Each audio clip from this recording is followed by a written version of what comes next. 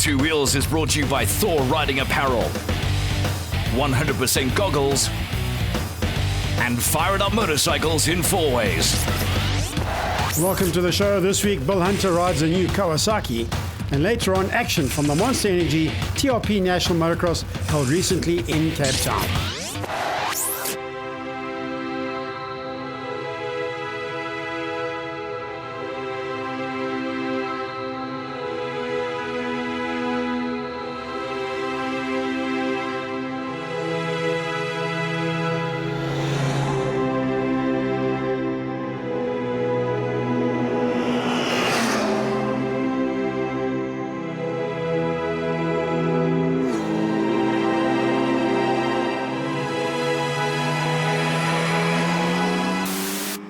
While Honda took over the world of inline four-cylinder motorcycles, Kawasaki actually had a Z750 ready to be released upon the world at the same time.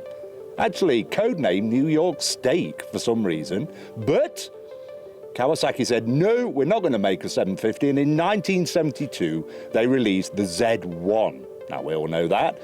73, Z1A, 74, Z1B, then 75, the Z900. During that time, they sold 85,000 of the things, very rare to find now, and worth a fortune if you've got one. But we're in 2017, and the Z900 is back. And let me tell you, it's a vast improvement over the Z800 and Z1000. For one reason alone, it's this perimeter frame. A bit like the one on the H2 with the supercharger thing on it. And in fact, what it's done is lost at least, can you believe it, 20 kilograms of weight over the Z1000. And not much horsepower loss either, because this is claimed to make 123 horsepower. We ran it on the dyno, it makes 112 at the wheel, and the Z1000 makes 121. So work that out, only 8 horsepower, over 20 kilos lighter. No wonder they're opting for the Z900 in the latest range for 2017.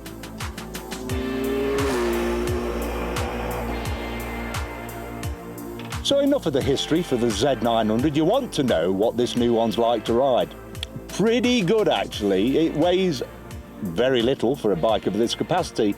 But the main thing is Kawasaki opted to make it a rider's bike. So electronics, you don't get any. Nothing at all. It's rev and go from the moment you start it, and the only thing you get actually in modern terms is ABS, because we all like ABS for various conditions. Easy to ride is an understatement. The clutch is light, the throttle's light. Did I mention light? Because it is lighter. I must stop saying that. Enough of the lightness. Bill,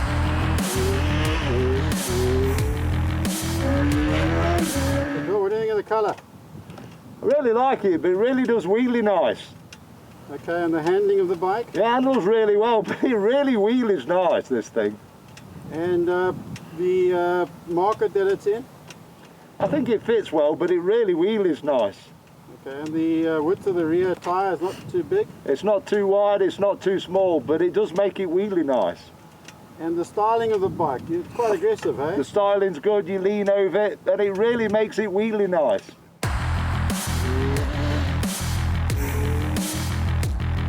The green paint is absolutely beautiful. Look at it, all shining away. And actually there's a black version with a green frame, if you like it the other way around.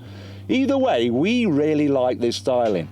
And we're a fan actually of naked bikes. Why do you want a super bike on the road? This is much more usable, accessible, and tons more fun. Because you actually sit inside the thing, not on it and leaning forward. And okay, there's always the wind factor, shall we say, on a naked bike, because there ain't much protection there. But unless you're tearing around at 200 kilometers an hour plus on a racetrack, shall we say, then why would you need it? This is an everyday user bike. Let me enforce that. And especially with the lack of gadgets to fiddle with. I really like that. We're all getting a bit annoyed at Two Wheels. We're fiddling around with buttons and millions of things to press just before you set off. This is keeping it raw, like an early Z900 was. I did mention the styling though. I do like it, I must say a lot. But when the artist's impressions came out on this around the world, It was actually styled like an old Z900 with a swoopy tank and the duck fin and a round headlight and spoke wheels. You know what, I would have quite liked that actually, wouldn't you?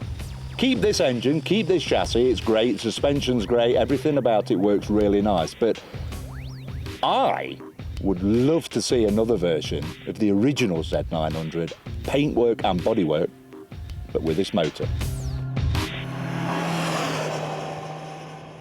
So technically, the Z900 isn't really technical. Gearbox, 6-speed, super smooth, so is the power unit, and it makes, let me tell you this, a great induction noise. Why? Because Kawasaki say that this airbox is acoustically tuned. Don't know how to do that. There's a guy sitting there with a guitar and a piano, because that sounds great. Either way, it makes a hell of a noise pumping out of this thing. I like that. Up front, we have no radial brakes to bring the price down, and pedal discs, which have always been one of Kawasaki's things anyway. Like I say, no electronics to fiddle with, and, well, that's about it, technically. Liquid cooled inline, and it's actually not a 900, it's a D3000, and actually it's a 950cc. So perhaps it should be called a Z950. Anyway, that's another reason for a debate. I mentioned Superbikes earlier, which is our national racing series, shall we say, in South Africa.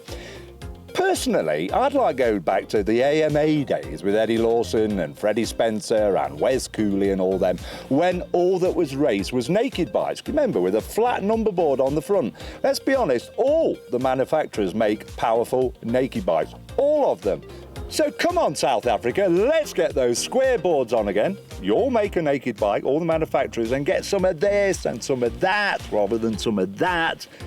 And more exciting for the crowd, because you will more easily recognise your favourite make of motorcycle, don't you think? One thing though, take a look at this pillion seat. Really? Who's that designed for? You can't get anyone on there but an 8-year-old gymnast. Single rider only, I'm afraid, because you ain't going far with someone on the back of that. And also, the pillion seat and the rider seat has a replica crocodile skin finish. Whoa! How cool's that? So you're probably wondering how much. Well, in this current climate, I think this is an absolute bargain. Under 140,000 rand for a bike like this is really good value. Why is it so cheap? Because it's not got all the electronics, which cost money, and hasn't got radial brakes and a few other fancy bits. Well, I'm running out of time now, so I have to get this bike back to Always Kawasaki, where it is their demo bike, and it's obviously in big demand, which is quite sad, actually. I've really enjoyed it. But for you out there, the Z900 is back. Great.